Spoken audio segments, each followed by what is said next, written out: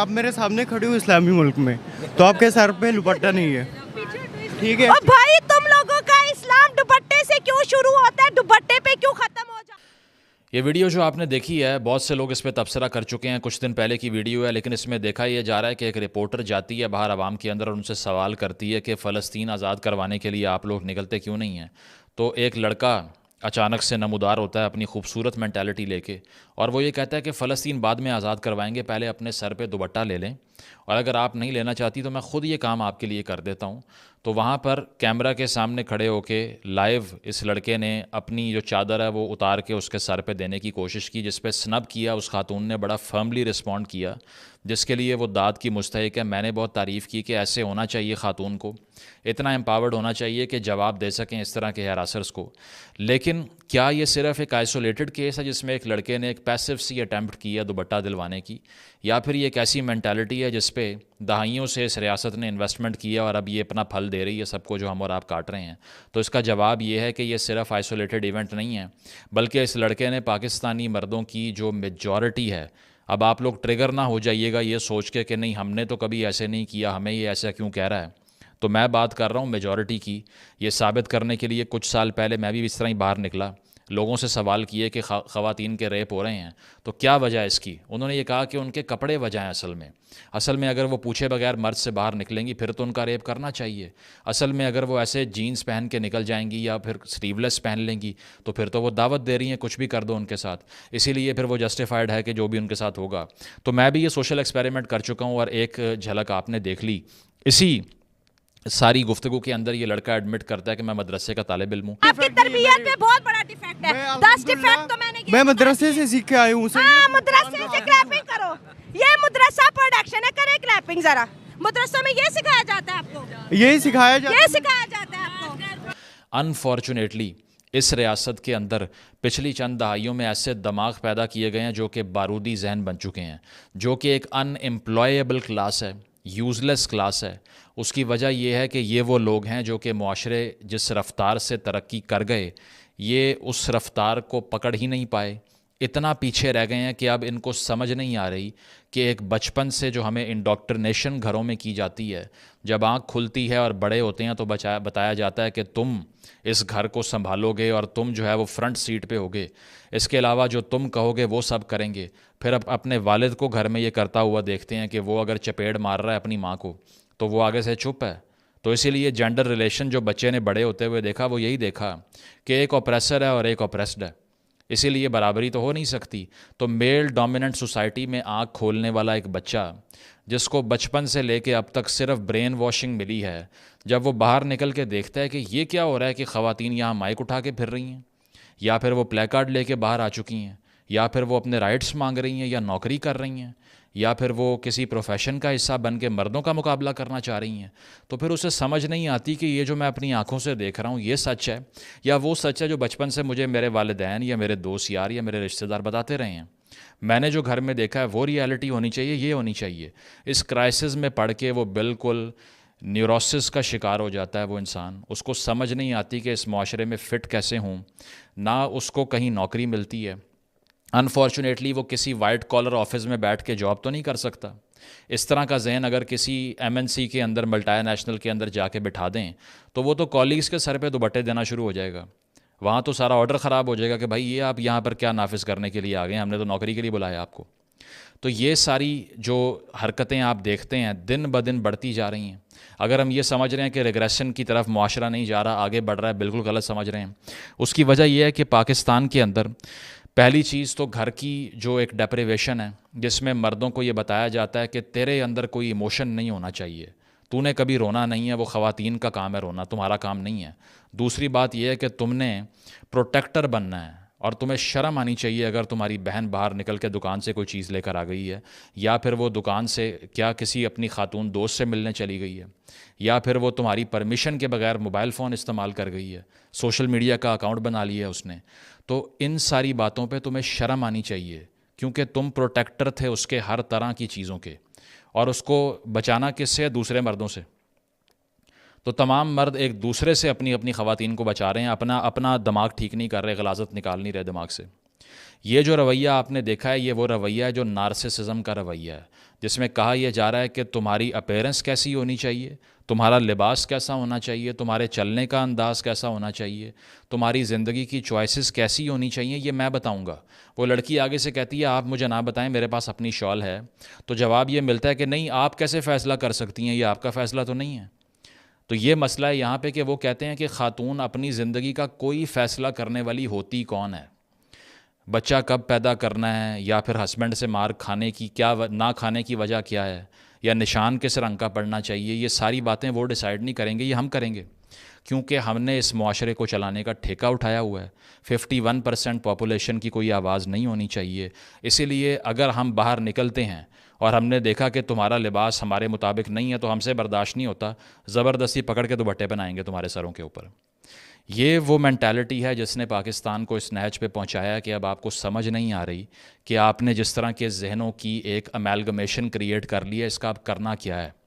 نہ ان کو اب افغانستان بھیج سکتے ہیں، وہاں بھی کوئی اس طرح کی جنگ باقی نہیں رہی، نہ ان کو ہندوستان بھیج سکتے ہیں، وہاں بھی FATF ہمیں پکڑ لے گا کہ یہ آپ کیا کر رہے ہیں، نہ انہیں امپورٹ کر سکتے ہیں، نہ یہ یہاں GDP میں کچھ پیدا کر سکتے ہیں، نہ یہ کوئی سائنسی ایجاد کر سکتے ہیں، نہ یہ کچھ لکھ سکتے ہیں، نہ یہ کچھ پڑھ سکتے ہیں۔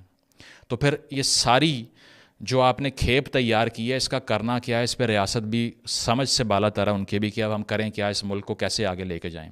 ہمیں جس نہر والے پل پہ بلا کے ہمارے جو فارمر پارٹنرز ہیں، چاہے وہ سعودی عربیہ اور امریکہ ہوں، وہ تو اب وہاں چھوڑ کے ہمیں چلے گئے ہیں، وہ اپنے ملکوں میں کنسرٹس کروا رہے ہیں، لبرلائزیشن کر رہے ہیں، نئے نئے شہر بنا رہے ہیں، اوپننس لے کے آ رہے ہیں، سنیماز کھول رہے ہیں، خواتین کو ڈرائیو کروا رہے ہیں۔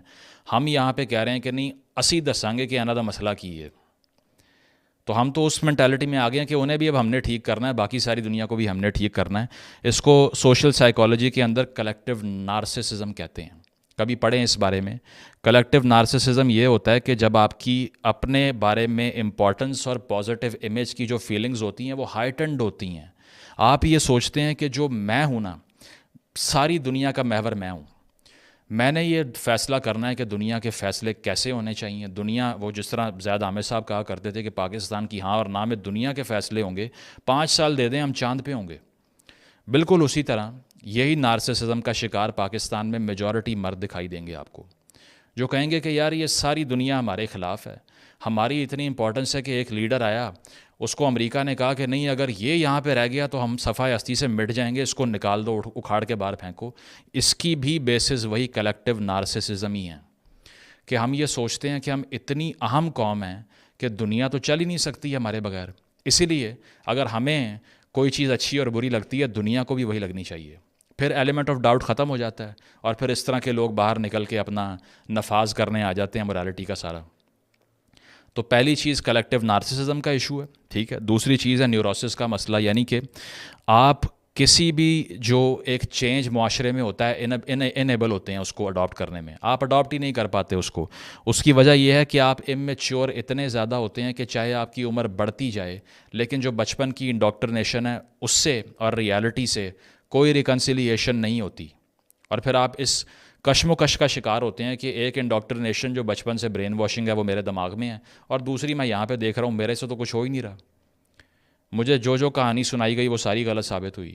مجھے کہا گیا کہ بیٹا صبر کرو، مجھے کہا گیا کہ بیٹا بڑی بڑی گاڑیوں کے پیچھے نہ بھاگو، مجھے کہا گیا کہ نہیں، انصاف معاشرے میں دیکھا جاتا ہے، یہاں تو کچھ بھی نہیں مل رہا، یہاں تو جس کے پاس لاٹھی ہے وہ مار رہا ہے مجھے اور سب کچھ لے کے جا رہا ہے۔ تو کیا فائدہ ہے ان ساری چیزوں کا؟ اس سے ایک نیوروٹک معاشرہ کریٹ ہوتا ہے جو کہ ہو چکا ہے یہاں پہ۔ اور دوسری چیز، گھروں کے اندر بتایا جاتا ہے کہ ایموشن کو کنڈیم کرو۔ ایون کسی خاتون سے شادی ہو جائے نا ایسے مرد کی، تو گھر میں جو ماں ہوتی ہے وہ یہ انشور کرتی ہے کہ کہیں خاتون جو کہ باہر سے میری بہو بن کے آئی ہے، اس کا کوئی ایموشنل بانڈ میرے بیٹے سے بن نہ جائے، اسی لیے وہ بار بار ان کو ذلیل کرتی آئے گی۔ تمہیں شرم نہیں آتی؟ اکیلے فلم دیکھنے چلے گئے ہو؟ تمہیں شرم نہیں آتی سینما چلے گئے ہو میرے سے پوچھے بغیر؟ تم اتنی لیٹ رات کو آ رہے ہو، یہ کپڑے کس طرح کے پہن رہی ہے؟ تو وہ یہ انشور کرتا ہے، یہ فیملی اوپریسو ہیرارکی کا سٹرکچر، کہ کہیں بھی یہ جو روبوٹ ہم نے پیدا کیا ہے جس کا نام ہمارا بیٹا ہے، یہ کہیں کوئی ایموشنل بانڈ نہ کسی سے کریٹ کر لے، ورنہ تو یہ انسان بن جائے گا، اور پھر ہمارا روبوٹک آرڈر کیسے مانے گا یہ؟ اسی لیے اس معاشرے میں ایک سائیکل آف اپریشن ہے۔ گھر والے بھی مردوں کو ایسا بنا دیتے ہیں کہ وہ زومبی بننے کے علاوہ کچھ بچتا نہیں ہے ان کے دماغ میں، وہ تشدد کے رویوں کی طرف اتنی جلدی مائل ہو جاتے ہیں کہ ان کے اندر کی ایمپتھی تباہ ہو جاتی ہے، اور پھر وہ ویڈیوز کے نیچے جس میں خواتین کے ریپ ہو جائیں، ابھی ریسنٹلی جو واقعہ ہوا ہے جس میں باپ اور بھائی نے مل کے گھر میں مارا ہے خاتون کو، اس کے نیچے کامنٹس پڑھ لیں.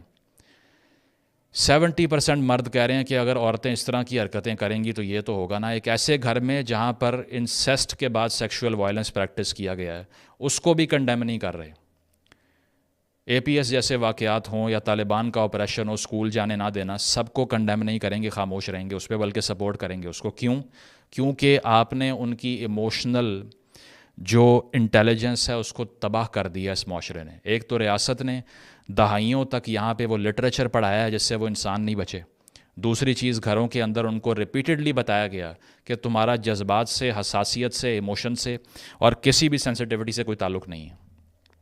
تم ایک باڈی بلڈر ہو جس نے باہر جا کے لوگوں کو اٹھا کے نیچے مارنا ہے، اور تم نے غیرت جو ہے نا وہ بیسیکلی وہ تمہاری ڈرائیونگ فورس ہے. ہر چیز پہ تو یہ شرم آنی چاہیے. شرم نہیں آندی. یہ سن کے کان پک گئے ہیں یہاں پہ مردوں کے، اور اسی لیے یہ ان کا رسپانس ہے جو ہم گلیوں سڑکوں پہ دیکھ رہے ہیں.